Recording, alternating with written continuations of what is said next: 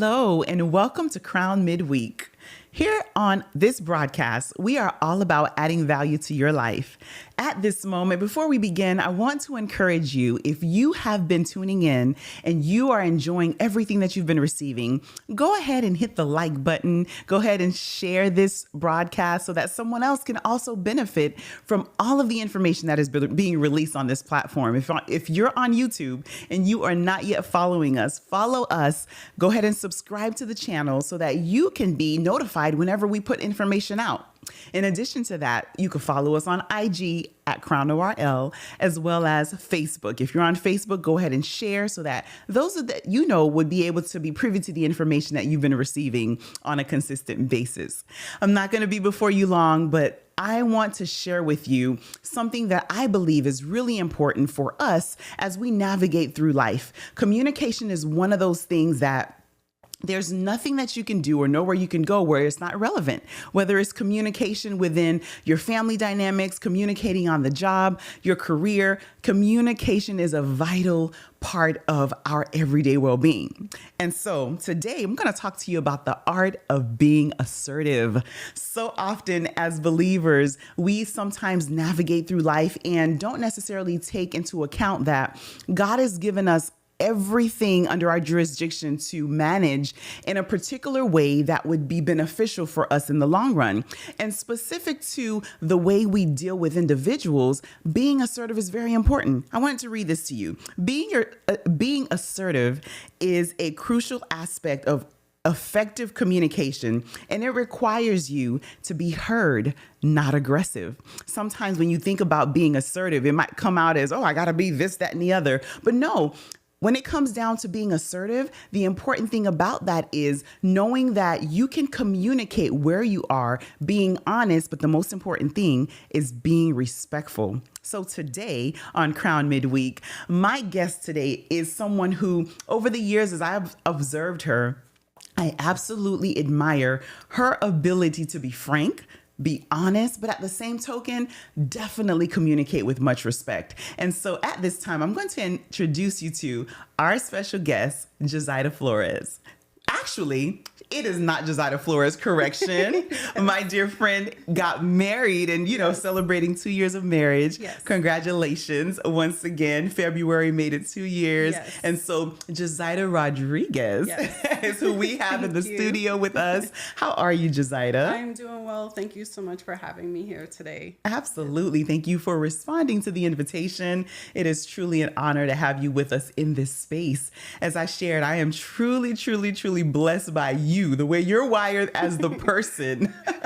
I love the fact that I never have to worry about or wonder what it is that you're overall feeling, how you truly feel about a situation. I'll say that because if there's something that I'm engaging you about, you will always keep it real, which is wonderful. But at the same token, you'll tell it like it is without me having the need to feel offended, because I respect the fact that you always are honest about where you are, because I'm sure it's a way to protect yourself. It protects me. And so with that being said, I believe you truly are a good example of what it means to be someone that is assertive and, very respectful on so many levels. When you think about the thought of being assertive, would you agree that, that's definitely me? I would say so. I'd have to agree with you. Absolutely. Yes. And then the follow-up question is, of course, this is you, right? I've been privy to seeing that expression over the years, which has been a little under 6 years. Yes. But have you always been this way, or is it something that you learned over time? I think there's a combination of this being me, but learning how to better manage myself and my assertiveness. I didn't always feel comfortable being assertive because I didn't know how to communicate effectively in a respectful manner where I wasn't. There's a balance with being assertive, honest, and transparent without being disrespectful or brash. Right. Being those things doesn't mean that you have to compromise being respectful to others. And I think that the balance comes from making sure that the information that you're giving somebody, while being honest and transparent, is of value. If you're doing it for the purposes of being hurtful and you're not adding value, then that is no longer assertive. Now you've crossed into another area where you're not. Motive is key. Yes, the motive is absolutely key. Right. So that's where I've not always been great at doing that. And so I think that being brash has definitely been something that I've felt comfortable with. So basically, if I'm understanding correctly, yes, you are one who would naturally speak your mind, but there was a point in time that it wasn't in a way that you would look out for others intentionally. Is that right? Well, not necessarily not looking out, but making sure that I'm taking into account the other individual's feelings of how they're receiving it. Because even though it's meant to inform you or to add value, the delivery is everything. And the delivery and the message could be missed depending on the way that it's being communicated. And so if I'm being brash about something, or if I'm being aggressive, right? Because there's a difference with being aggressive and being assertive. Right. If I'm being aggressive, then you're probably only going to focus on my aggressiveness or my brashness. Especially depending on your filters. Correct. One's filters. Yeah, definitely. Depending on the filters, and you're going to miss the message, and you're not going to hear my heart, and you're not going to hear the boundaries that I'm setting, or the expectations that perhaps have been miscommunicated on both parts. That's really good. As you're talking about the miscommunication, so what can you think about instances where it's kind of like, you know what, this is what I meant, but unfortunately that's not how it was received on the other end?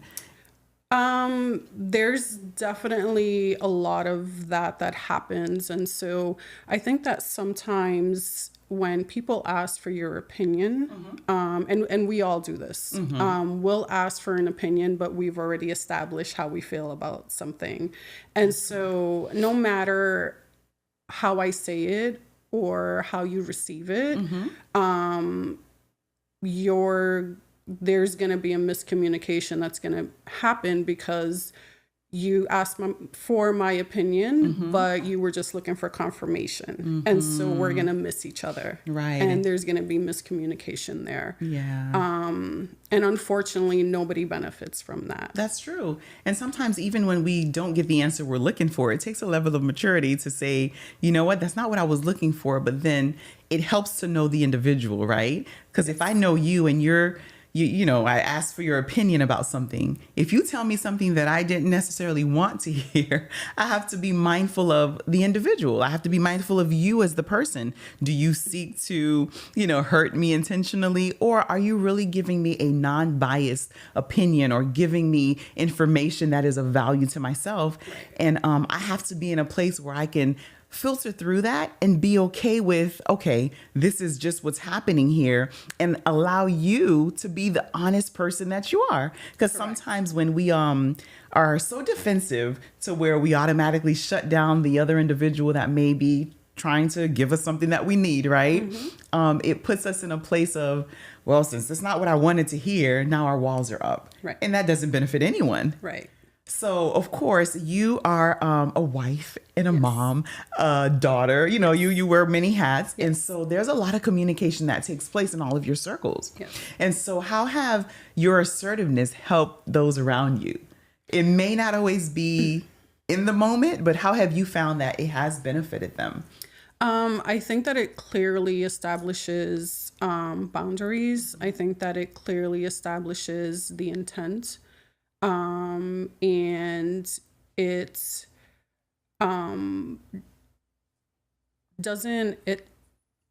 you're not compromising for the sake of protecting feelings. If anything, we grow from these conversations. We grow to learn how to love each other the way that we're all wired differently. Right. And so you're Your love language is different than my love language. And so if I don't effectively communicate with you, or if I'm not assertive in the things that are important to me, how can you love me the way I need you to love me? That's really How good. can you respect me the way that I need you to respect me? Because we're all different. Right. We were raised, we all have different backgrounds. We're all,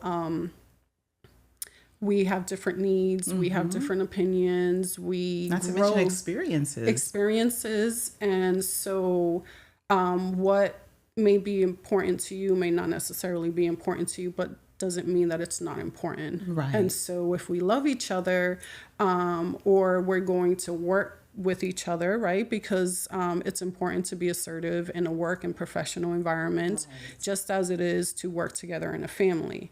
And so if we're going to work together, there has to be a level of respect. How can I best respect you if I don't understand you? Or even the willingness to hear what you're saying. Absolutely. Right? I think that when you're being assertive, or when you're clearly communicating your position, or where you stand, or how you feel, or what your perspective is, you're giving the other individual an opportunity to learn you and honor you. Even if we don't agree on everything, that's okay. We don't have to agree on everything. We don't have to like the same things, but we can work well together once those things have been established. That's really good. Like you said, we don't have to agree on everything, but the key thing is it's important to make sure that we communicate right where we are. Yes. Because, one of the things that we always have to be mindful of, I'm not a mind reader, and neither are you. Absolutely. And in all relationships, if we're going through just hoping and, you're processing certain things, and you may feel some kind of way because someone does not necessarily see where you are, the question is it internalized, or are you effectively communicating? Because, of course, when things arise, you can't really blame the person if you've never set the tone for them to understand, where you stand, what position you have in certain areas, and even down to you having talked about the different love languages. Yes. I can't expect for you to communicate to me in a way that probably, like you said, clearly, if I am a words of affirmation and you're constantly doing things for me, it's just kind of like, if you could just verbally communicate to me, that XYZ, that means more to me than you trying to do things for me. Right. And so the communication is very, very important. There is a saying that says, say what you mean. Say what you mean and mean what you say. That is you. if I could put something over you to say, like, okay, like, you're not going to just throw words around. No. If you say something, it's because it's really important to you, right? So how do you find that when someone does not reciprocate that, that sentiments, where does that leave you as a person? I would say that I do have a hard time with it, because I feel like I clearly and effectively communicate what I mean. And I also leave room for, if you don't understand what I mean, or you didn't clearly, I didn't clearly communicate, or you didn't receive the information in such a way where you feel like you can apply what I shared with you, ask me. Like, I'm here. So if you don't ask me for clarification, I can't help you. Right. And after we walk away from each other, after having a conversation, I'm feeling like, okay, this individual understands my needs clearly. And if we walk away and you don't, then now I'm feeling some type of way, because you didn't ask me to clarify. And so now nobody's getting what they need. Right. Needs are not being met. And I guess at that point, there's an expectation once we have a conversation and we walk away from each other, and I'm thinking that, like, okay, well, that was clearly communicated. There's an expectation now, and that's not being met. And so I do struggle with that, because I feel like I allow myself to be approachable, to let's have a dialogue about whatever it is. And I'm okay if if I communicate with you and I let you know this is what I need and you're not going to be able to meet that, then okay, then I have an understanding of like, well, now I know that I can't expect this from that individual. Right. Now the move is on me, as opposed to you're allowing me to believe that you can meet that expectation knowing that you can't. And yeah, that doesn't sit well with me. No, that's understandable. So for someone who, let's just say, so for me personally, as we talk about, was this something that you noticed right from the beginning, or was it something learned? So clearly you had a combination of both. Yes. Some of us, thank God I have grown and I'm developing. And for me, I had more of I don't want to say passive, but I guess for lack of a better term, I was a little passive in the assertive area, if you would. And the reason being is because the way I'm wired, I have a gift of empathy. So I'm constantly thinking about how people feel. And, it's like I don't want to hurt their feelings, which is a good thing. Just like with everything, you can't be too assertive, right, but then you can't be too passive either. Right. And so for someone that's naturally wired like myself, where it's just kind of like, oh, well, I don't want to, there is an advantage to intentionally growing out of that stage, right? And so can you shed light on what it is for someone such as yourself, like what you would like to see when it comes down to individuals who are like, or what would you advise? I'll say it that way, in terms of, okay, so this is not natural for you. So what do you recommend are little steps that can be taken to getting to that place? I would say if you take a step back, and allow this individual the respect to be able to receive the information. Now, if you're delivering it with love and you're being kind and you're being respectful, right, allow them the room to take the information and hear it from a place of understanding. Just give them the respect of hearing your heart, and that they'll be able to take it. Right. I think of it, and this is from experience. So I have, for the sake of not hurting somebody's feelings, if you cook me a dinner and you're a great cook and you're a great, I know where you're going. Yeah, you're a great cook and you cook me a dinner and it's not my favorite dish. If you ask me, hey, Yizaida, did you like it? And I know you've never had it, or maybe you never had it from me. Right. Did you like it? And you don't want to hurt my feelings. If I'm not being honest, right. If I'm not being honest with you. And so what I want to do is just protect I'm protecting your feelings by saying, oh yeah, it was great. But really, realistically, I didn't enjoy it. And, I don't want to eat it again. And so here we are. And I said, oh yeah, it was great. And then the next time we meet or you have me over, you cook me that same dish. Right. And I'm like, but I don't like it. And I'm going to be hungry and I'm going to force myself to eat this, or I'm going to be hungry. Or now I'm going to have to let you know that I lied the first time to protect your feelings, when perhaps if maybe I told you, like, thank you, I appreciate the effort that you went through to cook this for me, but it's not my dish, it's not my favorite dish, or it wasn't for me. Just let you know kindly that it's not for me.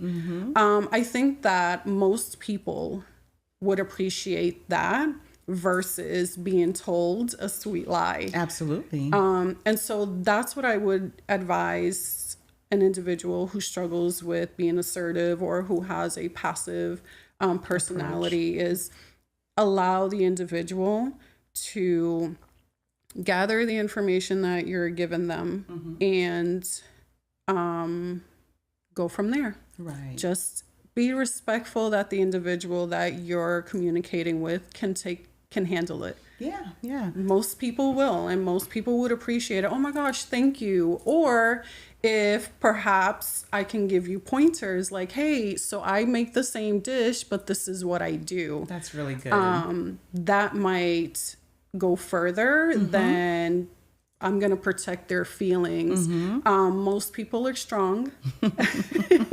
Most people can take it. Right. And we create a situation that really could have been prevented had we just been transparent, honest, in a loving way. Absolutely. So, I agree. And I love that example that you use, because truth is, usually, especially in the instance that you just used about cooking a dish, that means there's some level of comfort. Yes. And so therefore, if you are letting me into your space or I'm letting you into my space, there's a level of, hey, it's okay to be truthful. Right. You know, not being truthful will only hurt me in the long run, because in this moment, if you did not enjoy it, you telling me you did is hurting me, because there's something that I could say, for an example, if it was too salty. Right. It's like, oh, okay, she said it was fine. Right. But you could have given me an honest feedback to say, you know what, not my cup of tea, or hey, it's too salty. And it's like, oh, you know what, maybe I should scale back the salt. And that would make the world a difference. Right. But feeding into it, and then there's nothing worse than starting with a little white lie. Yes. And then before you know it, if it's like once you start,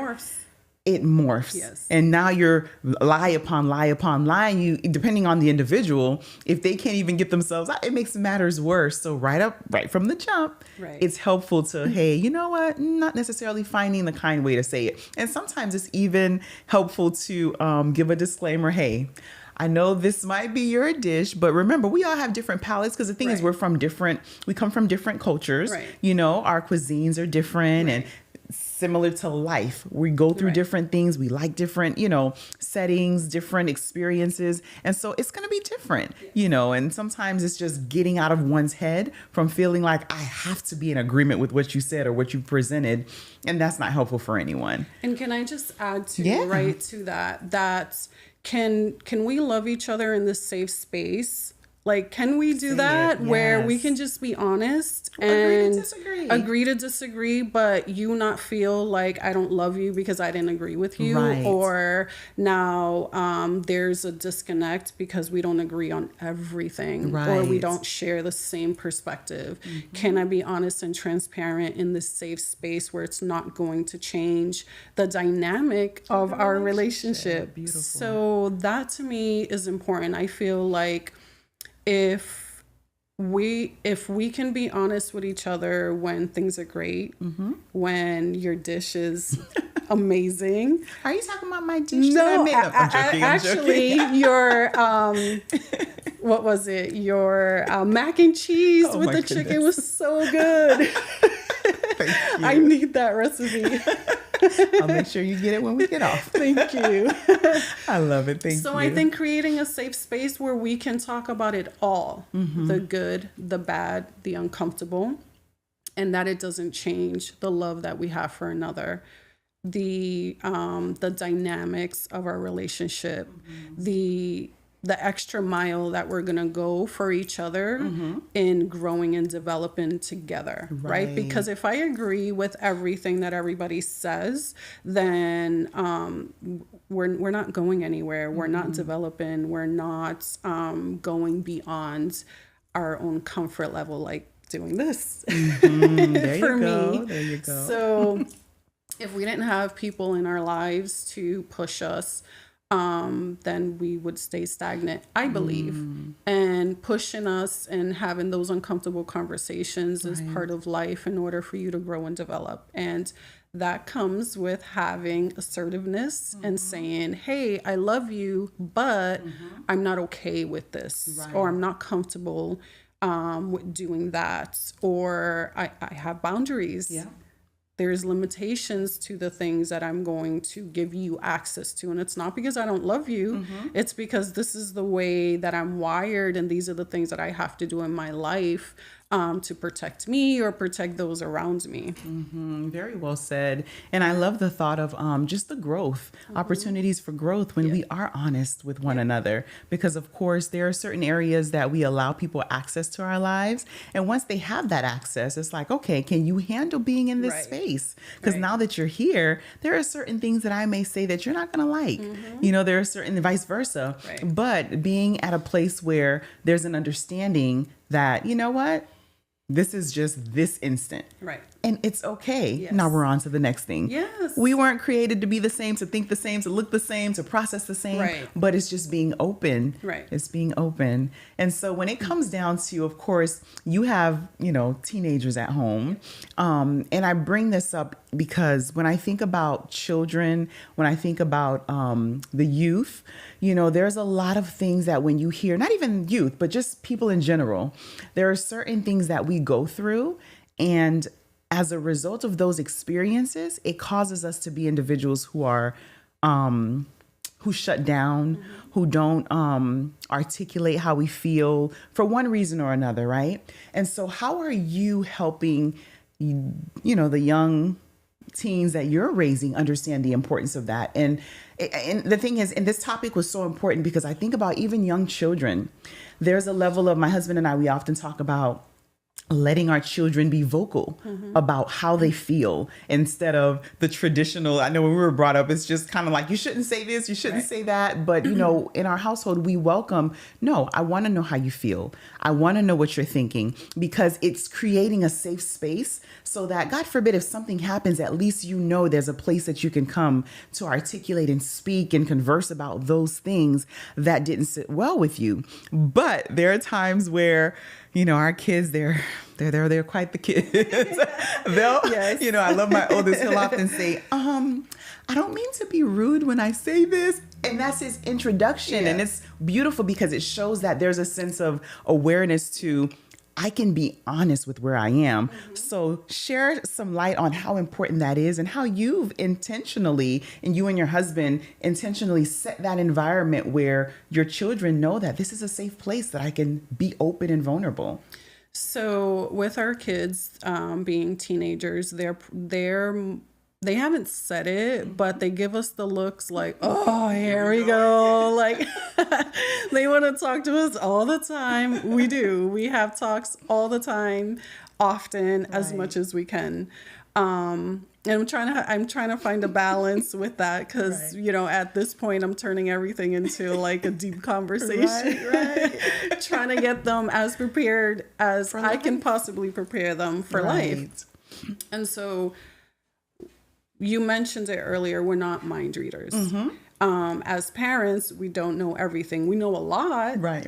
We have a lot of wisdom based on the experiences that we had. And I and my husband, we try to communicate with the kids the level of experience that we have with life between all of us. There's just a lot. We've experienced different things in different seasons for different reasons. And so we have a lot of information that we can share. Should they have any questions, if they're curious about stuff, we can have those conversations.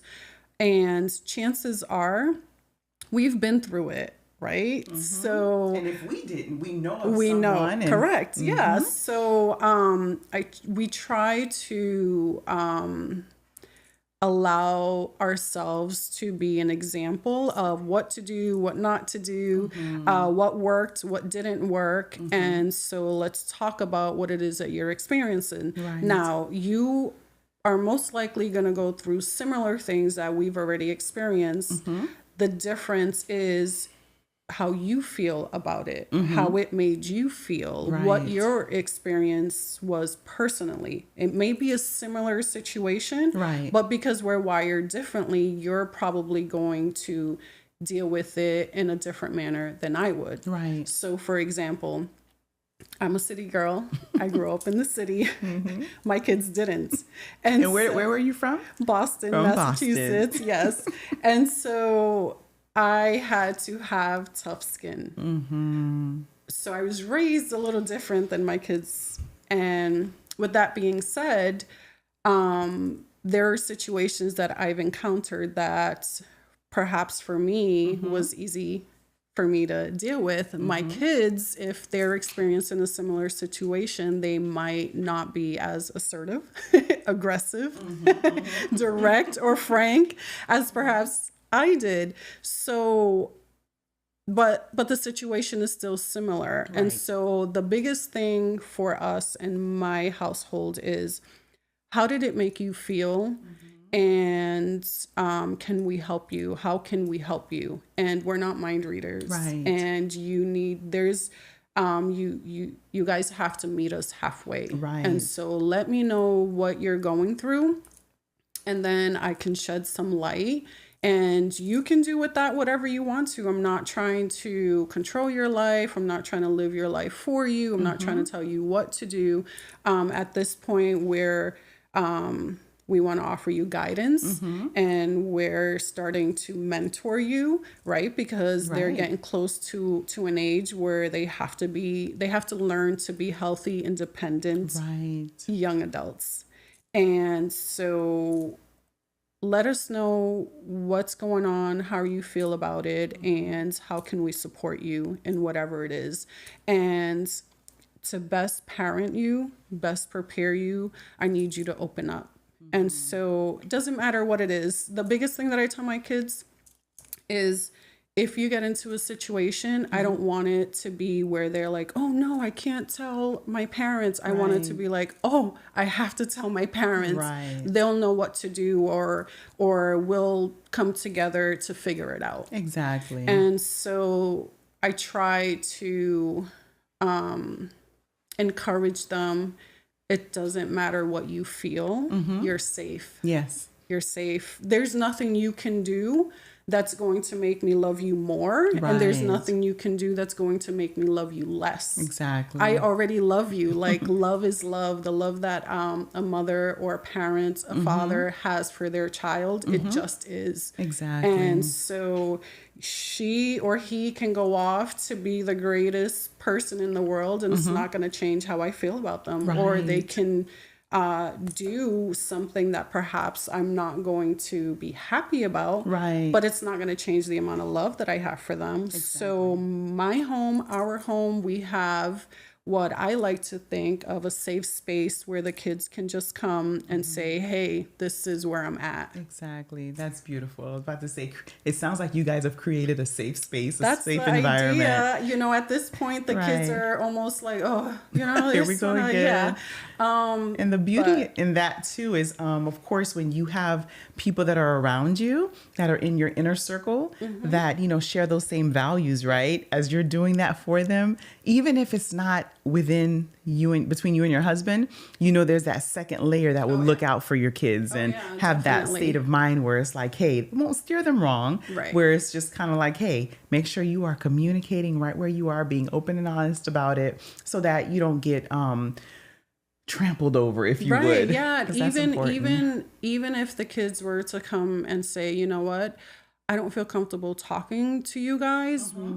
I want to talk to somebody, but I don't feel comfortable talking to you guys. Okay. Yeah. Let's find somebody who you trust, who you feel comfortable with, and who's obviously going to steer you in the right direction. Right. That's like safe. You know, that's space. Approved by you guys, of course. Yep, for that sure. Won't steer them wrong. That's really good. And of course, we're talking about this from a parental standpoint, but it's just as important with colleagues, you know, because there are things that happen, and just being able to speak freely from the heart to say, you know what, this was not good. Because you even think about unhealthy work environments, right? Where, you know, things happen and someone may feel like, well, because I don't want to lose my job, I won't say anything about it, you know, or because I respect this person, and so that they don't, you know, XYZ, they won't even say anything. But then unfortunately, they're keeping things on the inside. Now they're becoming bitter, and that's not beneficial for anyone. Right. And so a lot of what you've shared from the standpoint of, hey, you got to be honest with where you are, because at the end of the day, it doesn't help anyone. It actually does more damage to both parties involved. Absolutely. I think that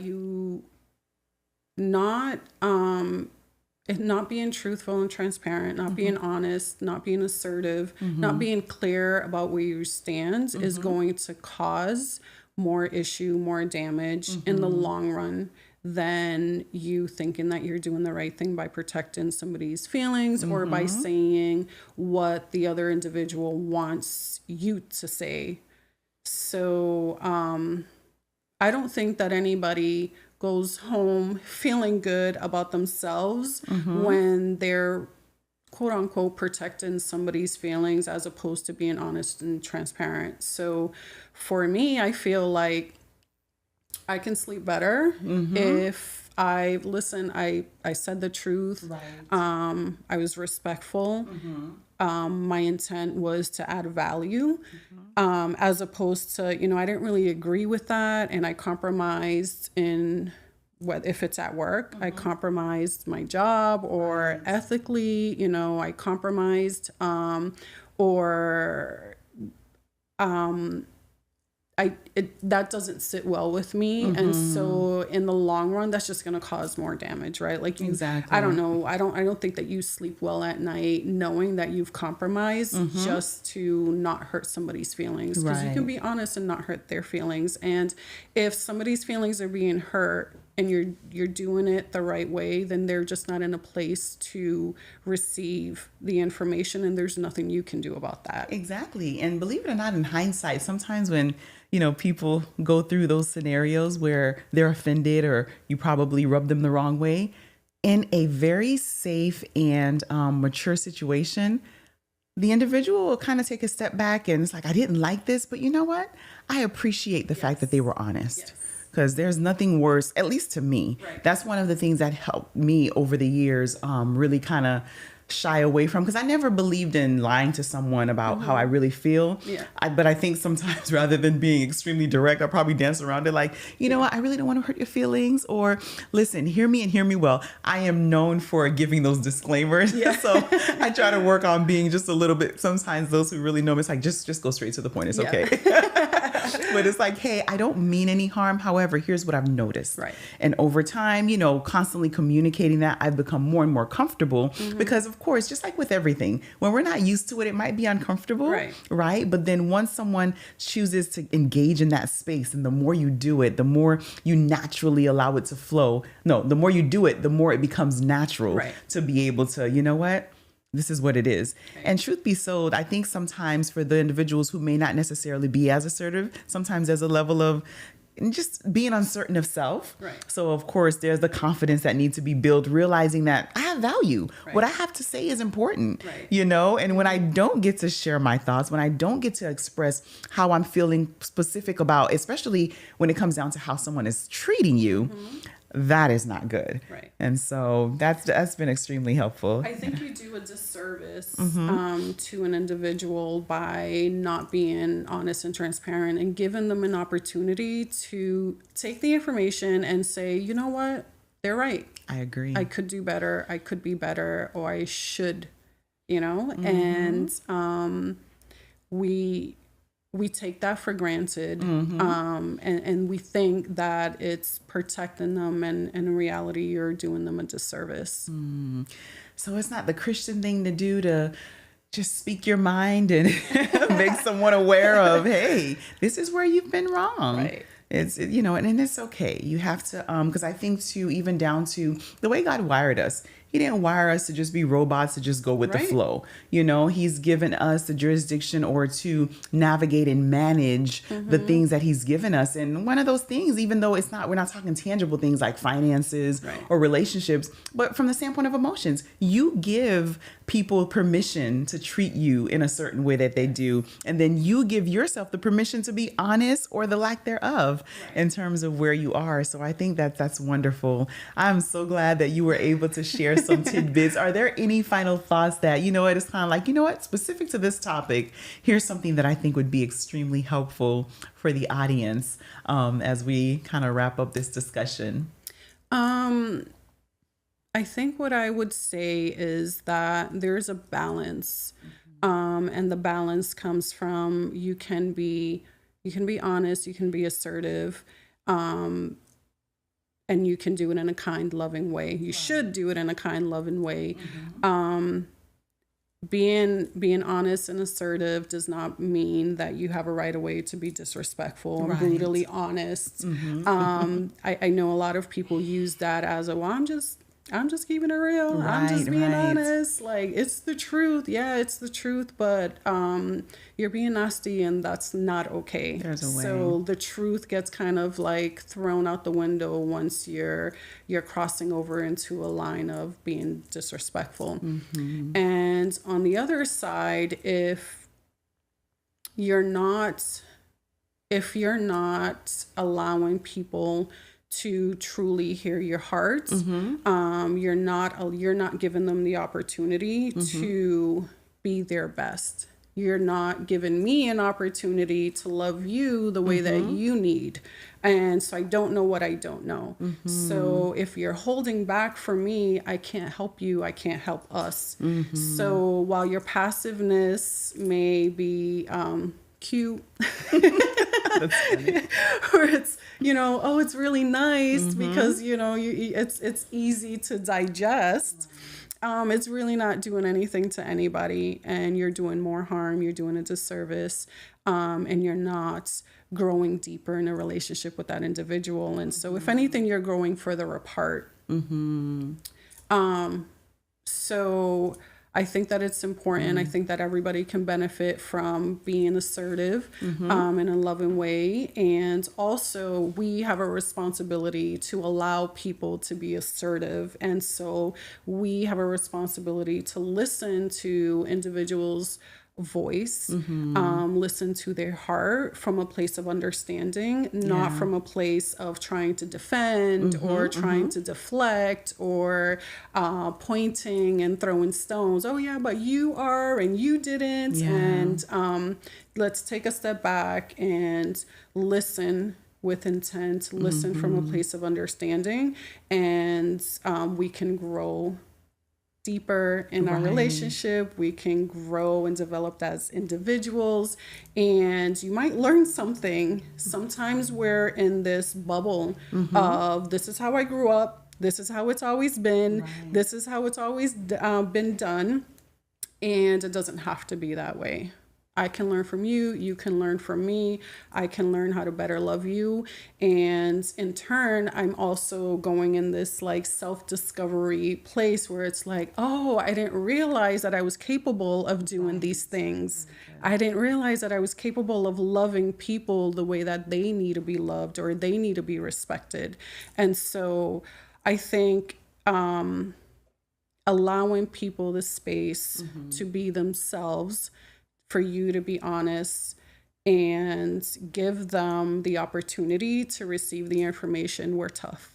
We can handle it. You give go. it to me real. There you go. I love that. And it's so true. And especially as believers, there's nothing worse than, okay, this is supposed to be a space where honesty should take place, transparency should take place. And obviously, with the Holy Spirit living on the inside of us, prompting us on how to deal with certain situations, I think from a standpoint of growth and development, there's a level of, this information here, this conversation about being assertive is very important, because as much as one would want to be passive in their approach or not being as honest to where they are, it doesn't really give room for us to grow. Because again, it's when we do have those tough conversations that we're able to see how the relationship truly is, because it's just like all of us should be seeking to be better. Absolutely. We should seek to be better. So thank you so much for all the tidbits that you provided. And I am so excited and proud of you, because I know this is one of those spaces where it's kind of like, oh, I'm okay. Yeah. But at the same token, in an honest setting of having the conversation to get out of one's shell and comfort zone, this is kind of one of the reasons why we're here. Yeah. And so I definitely thank you for you being the amazing person that you are, you being frank, but yet very much respectful in your approach. Thank you for adding value to this space.